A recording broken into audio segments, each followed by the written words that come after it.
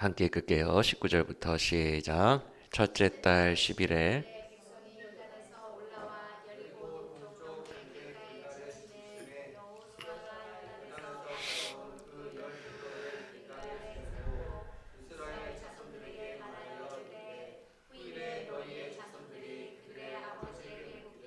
이 돌들은 무슨 뜻이니까 하거든 너희는 너희의 자손들에게 알게 하여 이르기를 이스라엘이 마른 땅을 밟고 이 요단을 건넜음이라. 너희의 하나님 여호와께서 요단물을 너희 앞에서 마르게 하사 너희를 건너게 하신 것이 너희의 하나님 여호와께서 우리 앞에 홍해를 말리시고 우리를 건너게 하신과 같았나니 이는 땅의 모든 백성에게 여호와의 손이 강하신 것을 알게 하며 너희가 너희의 하나님 여호와를 항상 경외하게 하려 하심이라. 아멘. 오늘 우리에게 주신 말씀도 주의 생명의 말씀이 되기를 원합니다. 오늘 우리가 살펴볼 여호수아 4장 전체에는 단 한 가지의 주제만 있습니다. 그건 바로 요단강에서 돌 12개 가져다가 기념물을 만들어라 라는 내용으로 채워져 있습니다. 뭐 돌 가져가다가 기념물 만드는 게 뭐 그렇게 큰일이라고 4장 전체를 이 주제 하나를 위해 할애하셨는가? 얼핏 낭비처럼 보이기도 합니다. 이게 무슨 의미가 있길래 그러실까? 그런데 하나님께서 12돌의 기념비 이 부분에 많은 지면을 할애하여 기록해 놓으신 이유가 있습니다. 우리가 오늘은 그 부분을 주님의 메시지로 받아보려고 하는데요. 먼저 간단히 스토리를 보면 1절을 보세요. 이 12돌 가져다가 기념물 만들라는 명령은 애초에 누구로부터 나왔어요?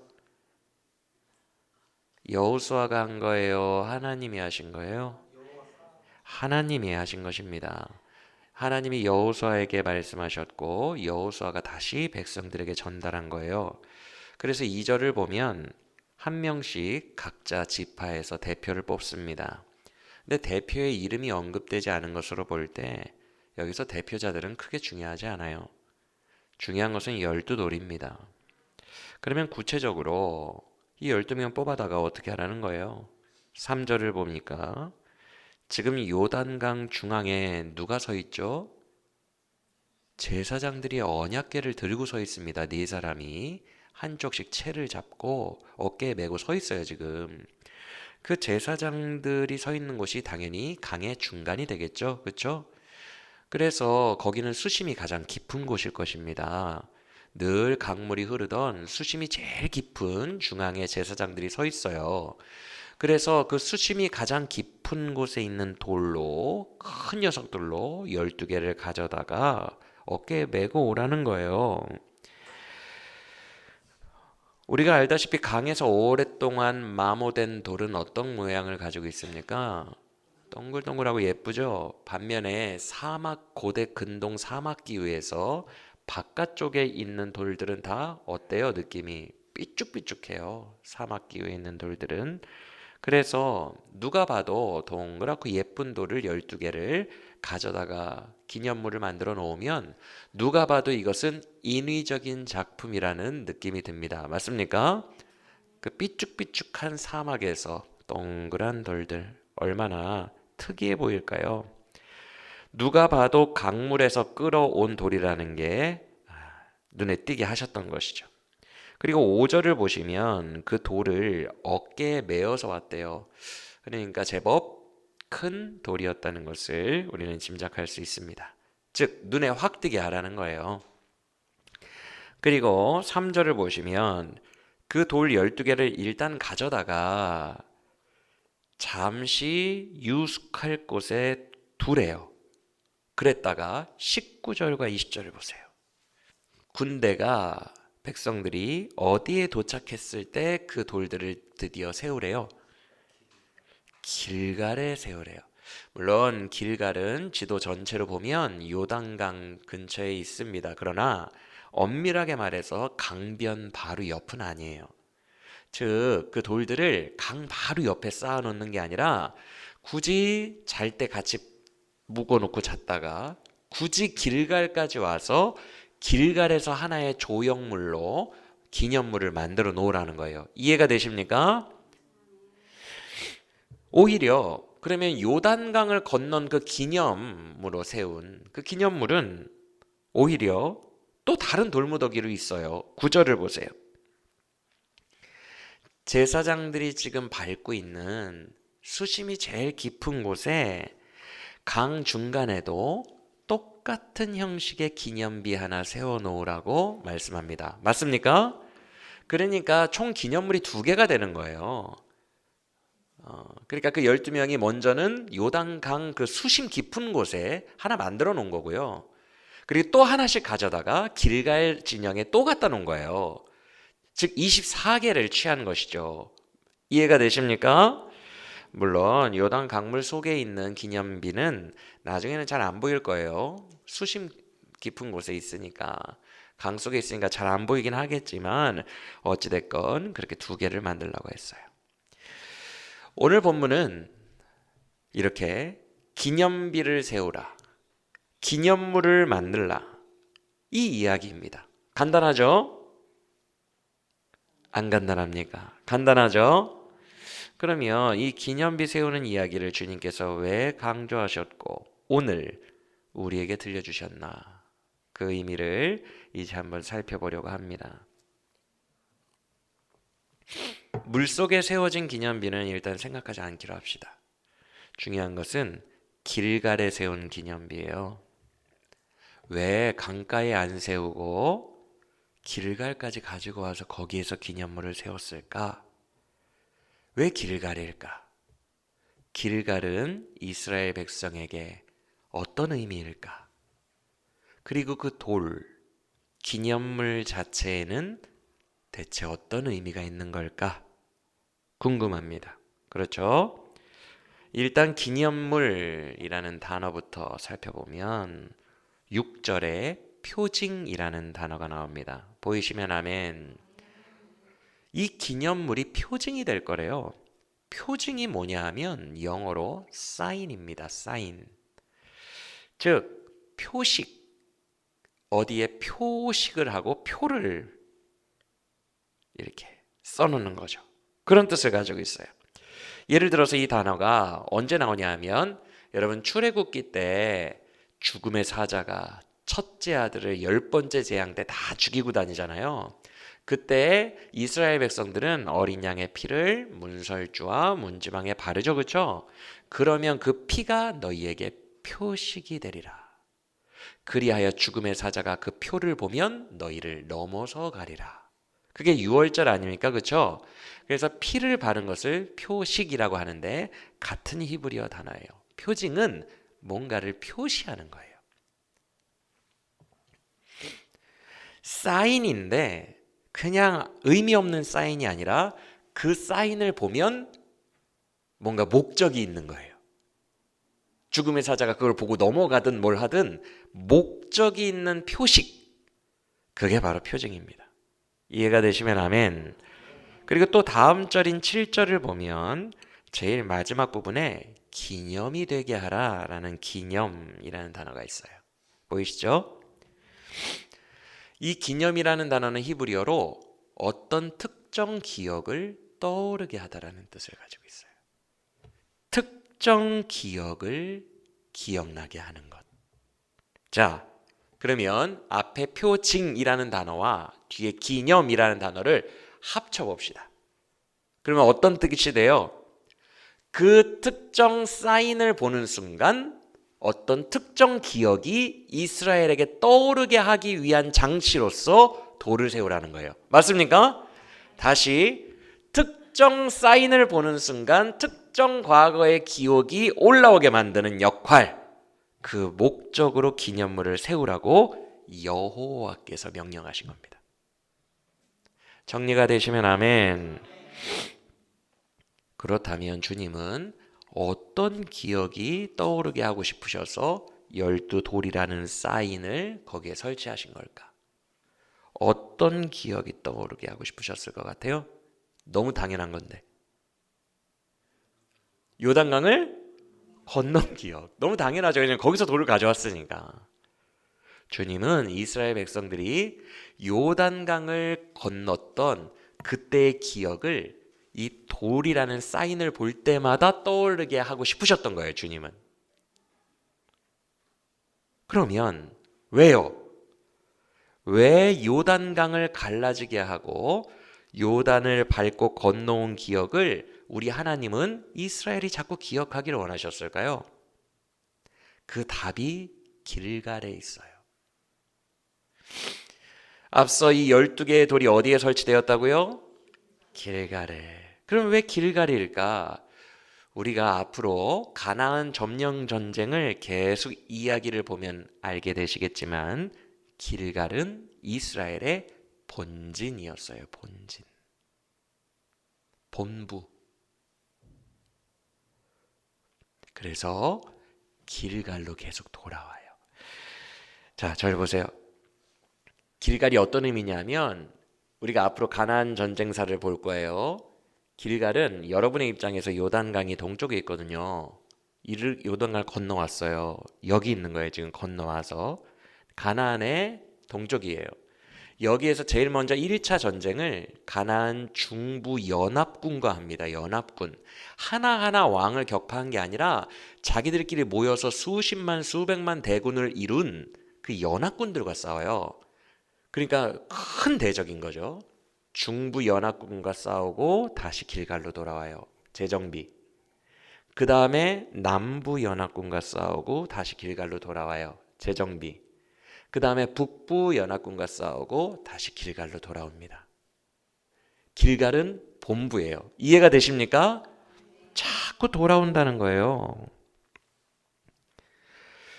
왜 그러냐 하면 여러분 이 가나안 점령 전쟁 자체가 순서가 참 독특합니다. 여러분 예를 들어서 중부 연합군을 이겼어요, 우리가. 그러면 이 땅에 보통 차지하고 점령하고 여기에 거주를 하죠. 그렇죠? 보통 전쟁을 하면 여기 점령한 땅에 거주를 하지 돌아오는 전쟁이 있습니까? 없어요. 차지했으면 거기에 점령하는 거예요. 근데 이스라엘은 다시 돌아와요. 이게 무슨 일이지? 잘 들으세요. 그 지역에 주력군이 있어요. 주력군. 그 지역에 가장 강한 주력군들이 있어요. 그 주력군들이 맞서 싸우러 나오는 거예요. 연합해서. 그러면 여호수아를 대장으로 한 12지파 연합군은 중부 연합군, 남부 연합군, 북부 연합군의 주력군들과 먼저 격돌하는 거예요. 그래서 여호수아를 대장으로 한 이스라엘 12지파를 함께 힘을 모아 주력군을 격파합니다. 주력군을 각 지역마다 격파하고 다녀요. 그게 7년 걸립니다. 7년 가나안 점령 전쟁이에요. 주력군만 격파하고 돌아오는 거예요. 중부, 남부, 북부. 그래서 다시 돌아와서 주력군들을 다 격파한 후에 제비뽑기를 해요. 누가 어떤 땅을 차지할지 12지파가 제비를 뽑아 나눠지게 됩니다. 그러면서 여호수아가 파송하는 거예요. 자, 이제 니네 땅 먹으러 가라. 주력군은 우리가 함께 격파했으니 이제는 국지전, 각계전투로 너희들이 해야 될 때다. 땅은 다 나눠졌지?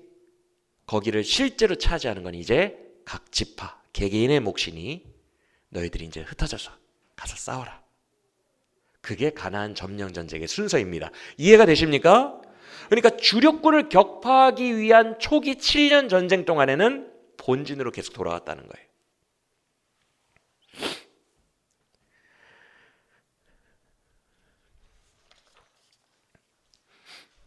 그래서 길갈은 유효 기간이 있어요.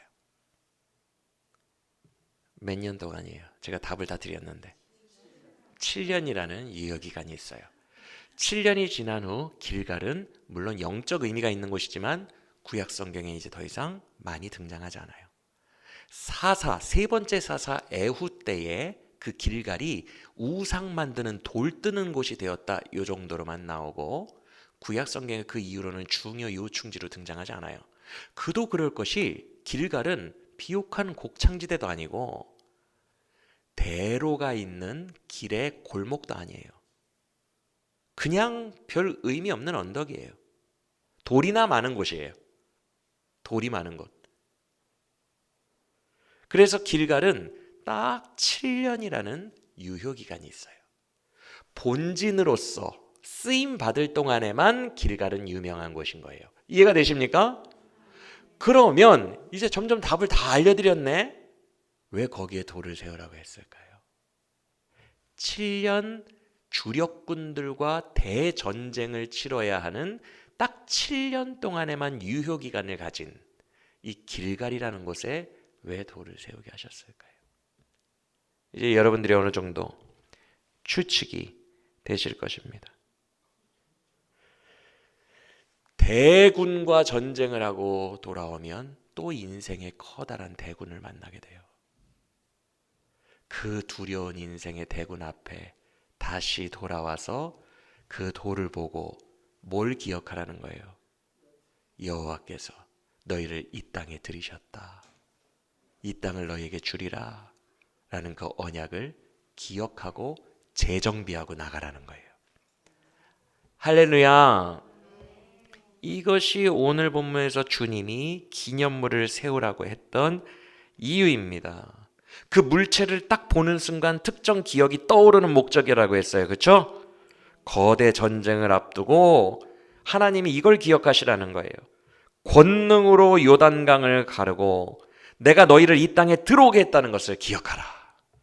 내가 그날에 요단을 가르고 권능으로 너희를 이 땅으로 인도했다는 것을 기억하라 라는 거예요. 그래서 7년 전쟁 동안에는 가장 강한 녀석들이 나와요. 전차부대, 거인족, 여리고성, 엄청난 군대들이 와요. 이스라엘 노예 집단으로는 이게 상대를 할 수가 없습니다, 여러분. 이스라엘은 무기가 없어요.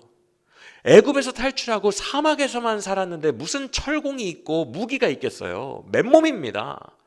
그런데 가나안은 노른자 땅이었기 때문에 전차부대와 거인들과 철기 기술이 있었어요. 무기를 가지고 있었다고요. 어떻게 이깁니까? 그 앞으로 나갈 때마다 그 전쟁과 같은 삶의 그 무게 앞으로 나갈 때마다 오금이 저리는 거예요. 우리가 이길 수 있을까? 우리 같은 오합지졸 노예 집단이 이길 수 있을까? 근데 그때마다 주님이 그 길갈의 표식을 보라고 하시는 거예요. 내가 요단을 갈랐던 만군의 여호와라. 내가 너희와 함께하고 이 땅을 너희에게 주리라. 내가 이 땅으로 너희를 들였다. 내가 끝까지 너희를 책임질 것이다. 두려워하지 말고 전진하라. 이것을 깨달으라는 거예요. 기억하라는 거예요. 할렐루야. 우리의 힘으로는 감당이 안 되는 일들을 마주하게 될 때마다 우리에게 믿음을 기억하게 하는 것, 믿음의 격려를 주는 것, 그것이 바로 길갈의 12돌임을 믿으시길 바랍니다. 우리의 삶에도 마찬가지예요, 여러분. 우리의 삶에 여러분에게는 이런 표징과 기념이 있는지 오늘 우리가 함께 돌아봤으면 좋겠어요. 내가 인생의 새로운 적을 마주할 때마다 너무 두렵거든요. 우리들 중에 두렵지 않은 사람이 누가 있어요? 두려울 때마다 다시 돌아와서 내 믿음을 다지는 본진이 여러분에게는 있습니까? 두려울 때마다 돌아와서 나를 탄탄하게 믿음으로 다시 세우는 그 기념비가 여러분의 삶에는 있느냐는 거예요. 가장 좋은 예를 들어볼게요. 우리가 이제 다음 주일인 추수감사주일 예배인데 어느 교회 목사님을 초청한다 그랬어요? 우리 권석계 목사님이 최근에 제가 만났을 때 부흥해야 되는데 부흥이 안 되니까 너무 괴롭다. 그래서 작전 기도에 또 들어가셨다라고 말씀을 하셨어요. 너무 괴롭다고. 그러면서 이런 느낌을 저에게 전달하셨어요. 부흥이 안 되니까 한 사람도 안 오니까 날마다 의심이 돼요. 그런데 또 기도하고 하면 다시 믿음이 생겨요. 의심과 믿음과 그 중간에 칼 위에서 놓인 것처럼 왔다 갔다 위태롭게 있는 것 같은 그런 느낌을 고백하셨어요. 부흥이 안 될 때마다 내가 진짜 목사를 하고 있는 게 맞나? 나 목사하는 거 아닌가 라는 의심이 들기도 하다가 기도하면 믿음이 생겨서 또 목회하고. 그게 반복된다는 거예요. 여러분, 요새 부흥하기 얼마나 어려워요. 좌절이 돼요. 요새 한국교회 부흥하기 어려워요. 새로운 사람들 잘 안 와요. 그래서 포기하고 싶고 진짜 부흥 아닌가 보다라고 의심이 될 때마다 여러분, 권색교 목사님이 뭘로 일어날 것 같아요? 한번 상상해 보세요. 그때 우리가 실시간으로 기도하잖아요. 기도할 때 하나님이 확신 주시고 뜨겁게 하시고 그걸로 우리가 일어날 수 있다고 생각하십니까? 그것도 좋은 힘이 돼요. 그러나 그것만으로는 안 됩니다. 실시간으로 오늘 기도해서 오늘 받는 뜨거움으로는 절대 그 길 갈 수 없어요. 하나가 더 필요해요. 기념비예요. 내 발을 반석 위에 튼튼하게 세우고 다시 나를 격려하시는 기념비가 있어야 돼요. 오늘 기도했을 때 오늘 실시간으로 주는 말씀 이런 것들을 붙잡고 가기도 하지만 이것만으로는 안 돼요. 이것만으로는 확신이 없어요.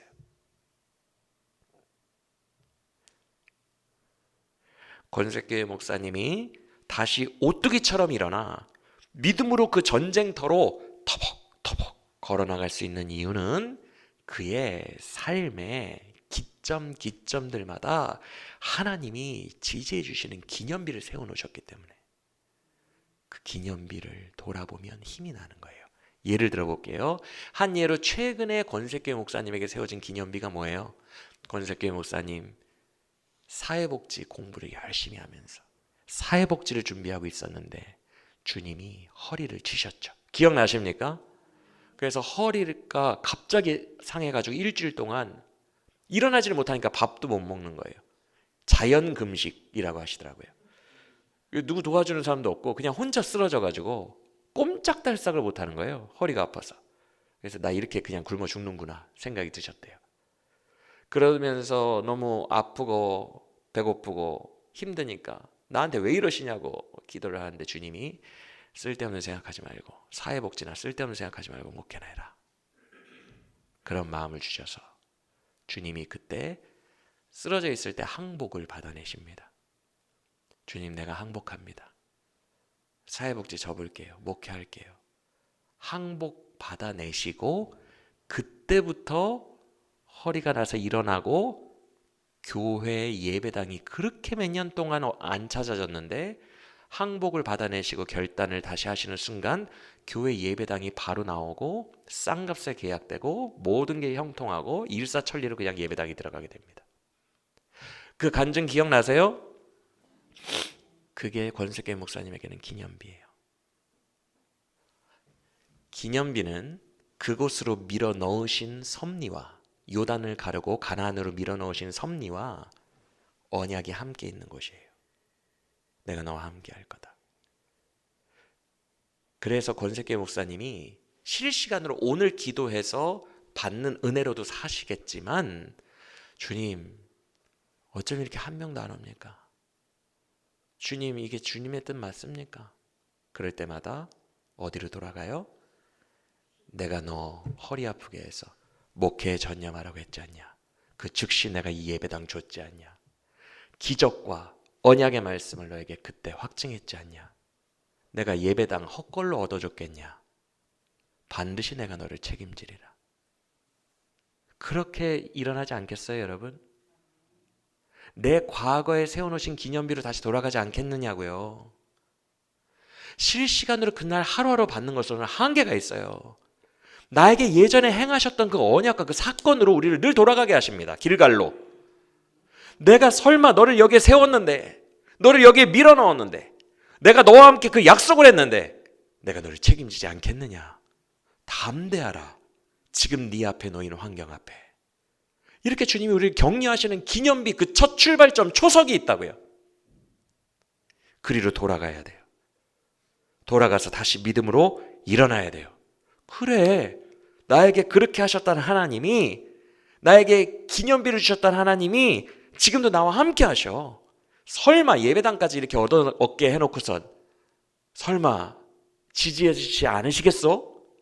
그때가 하나님의 섭리였다면 지금도 하나님의 은혜는 흐르고 있을 거야. 지금 환경에 휘둘리지 말자. 라며 초심 때에 나를 세우셨던 그때의 기억이 오늘의 나를 격려한다고요. 할렐루야. 그게 우리의 기념비예요. 약속의 장소인 거예요. 우리의 출발점이에요. 예를 들어 볼게요. 또 저에게는 한 가지의 믿음이 있어요. 그게 뭐냐 하면 권세와 영광이를 낳기 전에 이 애들을 주시면 하나님께 아이를 드리겠다고 서원을 나름대로 왕지교회 전도사 때 새벽 기도 때 의자에 혼자 남아 제일 마지막까지 기도하며 다 떠나고 혼자 유산 후에 기도하며 눈물로 이제 아이를 주시면 주님께 드리겠습니다 라고 기도한 후에 권세 영광이를 하나님께서 주셨기 때문에 이게 저에겐 기념비예요. 그래서 엊그저께도 우리 영광이를 한두 시간 정도 잃어버렸던 사건이 있었어요. 핸드폰이 없으니 얼마나 걱정이 되는지요. 얘 잃어버렸구나. 권수 영광이가 아플 때나 잃어버렸을 때 제 마음에는 큰 두려움이 와요. 두려움이 올 때 주님은 저를 기념비로 인도하십니다. 애초에 그 아이들 태어날 때 내 거라고 하지 않았냐. 내가 책임질 거다.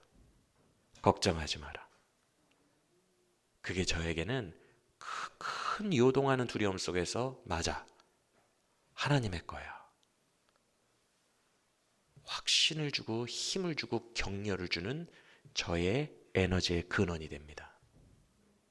그게 기념비예요. 주님은 우리가 요동하고 흔들릴 때마다 첫 약속의 그 시절로 인도하십니다. 그리고 그걸 기억나게 하세요. 우리에게 힘을 주신다고요. 기념비는 우리의 삶의 모든 분야에 있어요. 사역, 사업, 직장, 가정, 자녀 모든 분야에 여러분에게 사건들이 있어요. 기념비들이 과거에 언약들이 있다고요. 그래서 그 사건과 관련한 큰 대적을 만나게 되면 풍파를 만나게 되면 흔들리는 우리를 그 초심으로 주님이 인도해 주십니다. 그날을 기억하라. 내가 너와 함께 할 거다. 그 언약이 이루어지는 날까지. 할렐루야. 우리에겐 기념비가 있어요. 그리고 여러분에게는 그 기념비가 무엇입니까? 여러분은 가정 문제에서 흔들릴 때마다 돌아가서 다시 반석을 밟고 서는 언약의 기념비가 있습니까? 다시 밟고 일어설 그 기념비가 있어요. 우리 7절 한번 읽어보겠습니다. 7절 시작.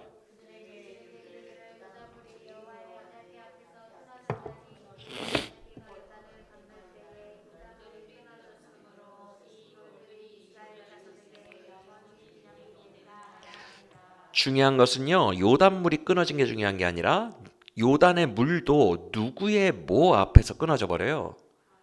언약궤가 입수하시는 순간 다 끊어져 버립니다. 맞습니까? 그래서 언약의 표징은 이런 식이에요. 약속의 언약이 반드시 있고요. 말씀이 반드시 있고요. 그 당시에 주셨던 말씀이 언약이 반드시 있고 또 하나 그 언약의 말씀 앞에 요단강이 끊어진 나를 그곳으로 밀어넣은 섭리가 있습니다. 따라합시다. 언약과 섭리. 이 두 가지가 같이 있었던 과거의 사건이 나의 기념비입니다.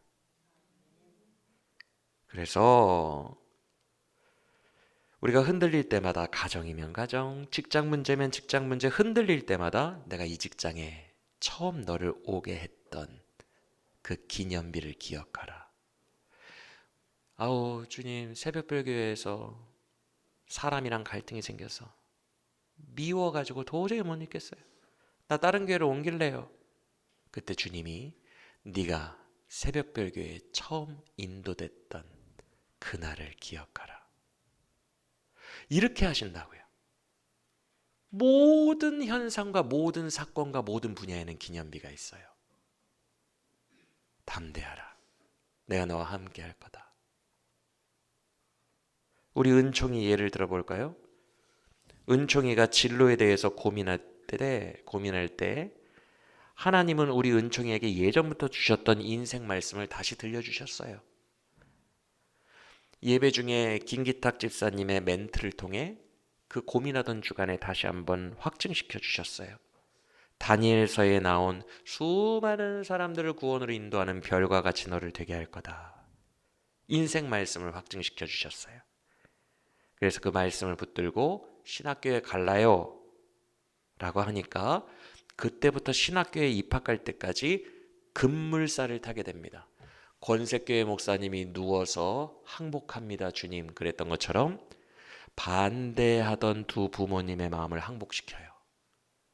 주님, 두 아들을 그래도 하나들만 신학교 보내는 것도 큰데 두 아들을 다 보내겠습니까? 걱정하던 두 부모님의 마음을 항복을 받아내십니다. 맞아요? 그리고 신학교에 입학하는 모든 과정 형통. 다 형통. 한 번도 불통이 있었습니까? 면접, 경쟁률, 합격, 과정 다 형통. 권색교회 목사님의 사례와 너무 비슷해요. 말씀이 있어요. 주님께서 요단강을 가르시고 밀어 넣으신 섭리가 있어요. 그게 은총이의 기념물이에요. 그래서 은총이가 살아가는 길에 나 목사하기 너무 싫다. 너무 힘들 것 같다. 라고 할 때 주님은 그 기념물로 다시 인도하시는 거예요. 너와 함께 했던 시작을 기억하라. 너의 앞에 어떤 큰 풍파가 있을지라도 내가 너와 한 언약을 성취하기까지 너를 떠나지 아니하리라. 내가 그때 너를 인도한 것을 기억하라. 너는 우연이 아니고 그 길은 내가 주도하고 있다. 라고 말씀하시는 거예요. 이게 은총이의 기념물이에요. 맞습니까? 그래서 은총이를 그 기념물 속에서 다시 믿음을 회복하고 격려하셔서 앞에 놓인 큰 산과 같은 그곳을 향해 다시 전진하게 만드신다는 것이죠. 우리 브릿지 빌더스 워십도 마찬가지예요. 최민수 집사님이나 김동환 집사님 처음 그 브릿지 빌더스 워십을 만들고 가게 되었을 때 분명히 기념비가 있을 거예요. 새벽별교회로 처음 여러분이 인도하셨을 때 그때도 갈등이 많으셨을 텐데 결단하게 하시고 오게 하시고 형통함으로 풀어주셨던 기념비가 있어요. 그걸 망각하니까 그거를 인지하지 못하니까 어려운 환경만 보이고 그 길을 내 손으로 포기해버리는 거예요. 그 전쟁을 감당할 힘이 없는 거예요. 그 기념물을 망각하니까. 분명히 있습니다. 기도하면 하나님이 그 기념물로 인도해 주십니다. 할렐루야. 기념물이 있고 기억나게 하시는 은혜가 있다는 것은 여러분에게 너무너무 중요한 거예요. 여러분에게는 길갈이 있어요. 그것에 기념물이 있어요. 언약과 섭리가 있는 그곳, 나의 믿음을 다시 다져줄 그곳 어디인지 오늘 이 시간에 여러분에게 분명하게 기억나는 역사가 있기를 성령 안에서 소망합니다. 그래서 오늘 지쳐있고 쓰러져 있는 흔들리는 우리에게 다시 믿음에 힘주시고 격려하시는 역사가 있기를 간절히 축원합니다. 그 분야의 사건이 종결될 때까지 기념비는 유효기간이 있어요. 계속해서 우리를 길갈에서 격려하실 것입니다. 그리고 그 기념비는 계속 갱신이 돼요. 권색교회 목사님이 최근에 발생한 그 사건만 그에게 기념비일까요? 일본 선교 가기 전에 자기를 처음 부르셨던 사건, 거기에도 말씀이 있었을 거예요. 언약이. 그의 인생의 기념비는 계속 갱신됩니다. 갱신되는 기념비들 속에서 확증됩니다. 나는 무조건 목사구나. 처음 부르셨을 때부터 최근에 일어난 사건까지 주님은 일관됩니다. 나는 무조건 목사구나. 이 길을 가는 거구나. 여러 개의 기념비들이 갱신되고 놓이면서 우리의 길은 더 확실해지는 거예요. 여러분에게 이 기념비가 계속 갱신되고 확신이 있어지기를 간절히 축원합니다. 이 기념비라는 구속사가 얼마나 대단한지 아세요? 우리의 인생을 넘어서까지도 지속됩니다. 그 언약이 성취되는 날까지는 계속돼요. 그래서 여러분 영성 일기가 너무 중요해요. 여러분들 어떤 일이 생겼을 때, 영적인 일이 생겼을 때 일기를 꼭 써놓으세요. 그럼 나중에 그 일기를 보면 무릎을 치게 돼요. 아, 이랬었구나 그때. 이런 말씀과 이런 느낌이 있었었구나 나에게. 나중에 일기가 없으면 망각하게 되는 경우가 되게 많아요. 물론 깊은 기도로 들어가면 주님이 다 기억나게 해줘요. 그러나 일기가 있으면 더 좋아요. 저는 설교 원고에 그런 저의 발자취와 영적인 언약들과 제 반응들이 많이 담겨 있어요. 그래서 한 5년 전 설교를 읽다가 무릎을 치는 경우도 있고 은혜를 받는 경우도 있어요. 그게 저의 기념비적 역할을 상기하게 하는 역할을 할 때가 있어요. 여러분들 매일 영성일기 쓰라는 거 아니에요. 중요한 사건이 있고 분명한 사인이 있는 일이 일어나면 영성일기 꼭 써놓으시길 바랍니다. 그러면 믿음을 더욱 강성하게 다질 수 있어요. 아무쪼록 우리 모두의 삶에 우리를 다시 일어서게 하는 기념비들이 굳건하게 세워지고 기억나게 되기를 예수님의 이름으로 간절히 축원합니다. 그리고 또 하나 기념물에 중요한 의미가 있는데 이 두 번째 의미는 간단히 살펴보고 마칩니다. 그건 바로 후대의 교육 자료가 된다는 거예요. 그 기념물은 나만 보라고 있는 게 아니에요. 내 후손들과 후대가 보라고 있는 거예요. 21절부터 24절까지 다시 한번 읽어볼게요. 21절부터 24절 시작.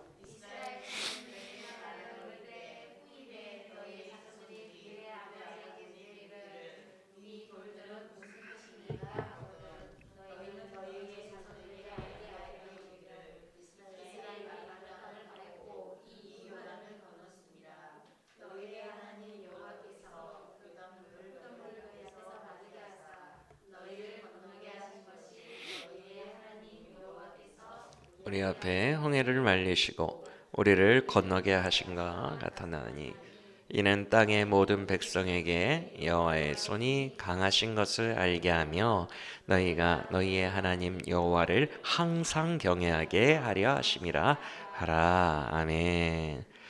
기념물의 또 하나의 목적은 후손들이 우리에게 물어본대요. 이 돌이 무슨 뜻이에요, 아빠? 그러면 알려줘서 24절의 결론이 나게 해야 된다는 거예요. 그들로 하여금 후손들로 하여금 여호와는 강하시고 그러니 너희는 항상 여호와를 경외하라. 이것을 알게 하기 위하여 교육적 차원에서도 기념물이 필요하다는 거예요. 그래서 기념물은 꼭 우리에게 힘주고 기억나서 믿음 주고 나에게 격려하는 은혜만 있는 게 아니에요. 믿음의 숙제도 줘요. 숙제. 그걸 해야 돼요. 여호수아의 군대에게는 숙제가 뭐였어요? 전쟁을 하러 가는 거예요. 그 무시무시한 사람들이랑 늘 버거운 상대들과 전쟁을 하러 또 가는 거예요. 믿음을 다지고 또 가서 전쟁이라는 숙제를 해야 돼요. 그러면 그것이 후대에 어떤 의미로 다가온다는 거예요? 후대 사람들의 삶의 의미가 된다는 거예요. 기념물이 가진 의미는 역사 속에서 흘러갑니다. 한 예로 길갈에 세워진 12돌은 7년의 유효기간이 끝났어도 후손들이 이거 뭐예요? 라고 물어보면 후손들에게 어떤 의미를 준다는 거예요? 하나님이 이 땅을 너희에게 주셨으니 담대하라. 하나님은 강하시다. 너희도 늘 그를 의지하라. 이런 의미를 후손들에게 준다는 거예요. 예를 들어 볼게요. 여러분들 중에 그런 부모님이 있을지 모르겠는데 아들을 낳을 때 주님 아들만 주시면 목사 되게 하겠습니다. 주의 종 되게 하겠습니다. 라고 서원하고 낳은 부모가 있다고 해봅시다. 그러면 아까 저의 예처럼 아들이 위태로울 때마다 기념비가 되어서 위로가 될 겁니다. 이 아이는 어렸을 때부터 주님께 바친 아이니까 주님이 지켜주시겠지. 그런데 위로만 주고 믿음만 주는 게 아니라 숙제도 있어요. 그 애가 서울대 갈 만큼 공부를 잘해도 빼도 박도 못하게 어디로 보내야 돼요? 무조건 신학교 보내야 돼요. 기념비는 위로와 함께 격려와 함께 숙제도 있어요. 그걸 해야 돼요. 아무리 금쪽 같은 자식이라도 나에게 숙제라면 그 주의 종의 길을 가게 해야 돼요. 그러면 그 아이에게 엄마 아빠의 이런 행동은 어떤 의미로 다가올까요? 그 아이의 삶의 의미가 되는 거예요. 아, 내가 존재하는 이유는 태어나기도 전부터 하나님이 예비하신 나는 목사구나. 나는 하나님의 종이구나. 이게 그 아이들에게 의미가 되는 거예요.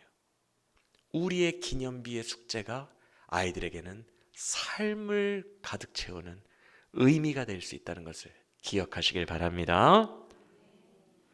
새벽별 교회도 마찬가지예요. 여러분, 이 새벽별 교회를 향한 구속사는요, 제 후임 목사로 이어질 수도 있어요. 우리의 인생을 넘어가는 거예요. 그래서 교회의 역사도 너무 중요한 거예요. 제가 왕지교회에 남을 때에 주님이 저에게 분명히 말씀을 주셨어요. 잠언 말씀으로 너는 다른 곳에 눈 돌리지 말고 너에게 이미 주어진 양떼와 소떼를 보살피라. 그래서 그 말씀 받고 왕지교회에 남았더니 담임이 됐어요. 그때는 그것밖에 몰랐어요. 전도사 때 일이거든요. 그때는 그거밖에 몰랐는데 왕지교회 담임하면서부터 에베소 교회처럼 되고 싶다. 대형 교회가 되고 싶다. 제 꿈이 아니었어요. 대형 교회가 되고 말씀을 주야로 가르치면서 말씀으로 에베소 교회처럼 영향력 있는 교회가 되고 싶다. 이것을 선포했는데 왕지교회에서 실패하고 나온 것처럼 되었어요. 그래서 저는 그 언약이 끝난 줄 알았어요. 그런데 새벽별 교회를 개척하고 첫 예배 때 우리 교회는 수영로 교회처럼 될 겁니다. 수영로 교회가 우리의 롤모델입니다. 라고 선포했어요. 에베소 교회처럼 될 것입니다. 그리고 나서 시간이 흘러 교회도 이전하면서 어려운 일도 있고 하니까 또 무너지는 것 같아요. 근데 이번에 기념비를 다시 세워주세요. 또 갱신하세요. 수영로 교회에 간 순간 주님께서 저에게 예전에 말씀드렸던 마음으로 보였던 그림 하나를 보여주시고 언약하셨어요. 이제는 내가 하겠다. 거대하신 예수님, 너는 일어나 그 위에 서라 강한 용사여. 언덕 위에 네가 서 있으면 이제는 내가 하겠다. 언약이 이렇게 갱신됩니다. 기념비가 또 세워집니다. 그 기념비에는 일관성이 있습니다. 순천에, 서울에 눈 돌리지 말고 순천에 있는 너의 양떼를 보살피라. 순천에 수영로 교회 같은, 에베소 교회 같은 영향력 있는 교회가 세워지게 될 것입니다. 할렐루야. 이것을 제 인생을 넘어 후임 목사님에게도 알려줘야 되는 거예요. 후임 목사님이 와서 이제 순천에서 어떻게 목회를 해볼까? 내 맘대로 해볼까? 그러면 안 돼요. 구속사는 연결돼 있어요. 저에게 언약하셨던 언약도 들어야 되고 어떻게 이 구속사를 흘러가야 되는지도 알아야 돼요. 그래서 오늘 나에게 주신 기념비는 후대의 의미가 됩니다. 할렐루야. 의미만 되는 것이 아니라 나이가 숙제를 감당해야 돼요. 주와 함께 그 일을 해야 돼요. 그래야만 후대의 의미가 돼요. 할렐루야. 여호수아와 그의 군대가 이기지 않았다면, 믿음으로 연전연승하지 않았다면 어찌 후대에게 그게 의미가 되겠습니까? 그 돌의 의미가 뭐라 그랬죠? 여호와의 손이 강하신 것과예요. 근데 그들이 졌어. 여리고성을 점령할 때 순종을 못해가지고 졌어요. 계속 져. 그러면 어떻게 여호와의 손이 강하신 게 후대에게 의미가 되겠습니까? 내 인생의 숙제를 열심히 했기 때문에 그것이 후대에게 정체성이 되고 의미가 되어 전수되는 거예요. 할렐루야. 말씀을 마칩니다. 부모 세대가 믿음으로 돌파한 것만 후대의 증거가 됩니다. 우리가 그걸 해야 됩니다. 그들에게 의미를 주어야 됩니다. 그러려면 믿음으로 오늘 돌파해야 되는데 힘이 많이 없어요? 두려워요? 의심돼요? 기념비로 돌아가시길 바랍니다. 길갈로 돌아가시길 바랍니다. 그 시작을 하신 이가 신실하시니 우리의 끝날까지 이루실 줄 믿습니다.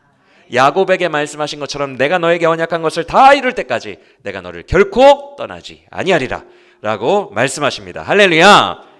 길갈에서 그 기념비에서 힘을 얻고 다시 숙제를 감당하는 말미암아 여러분의 후대에까지 의미가 되고 그 하나님이 되는 놀라운 축복이 구속사의 연속성이 우리의 삶에 가득해지기를 예수님의 이름으로 간절히 축원합니다.